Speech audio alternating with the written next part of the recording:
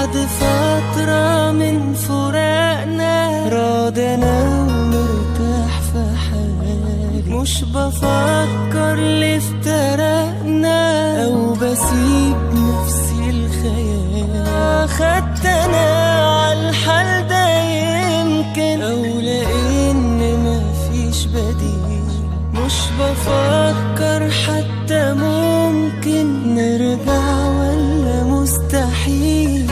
لا يا قلبي ده حد شبهي مش عادي مش قضية، للأسف في حد نادى وحروف اسمه هي نفس شكل نفس ملامح والبراءة اللي في عينه، بس عادي شكل جارح اتنسى وما بنش فيه.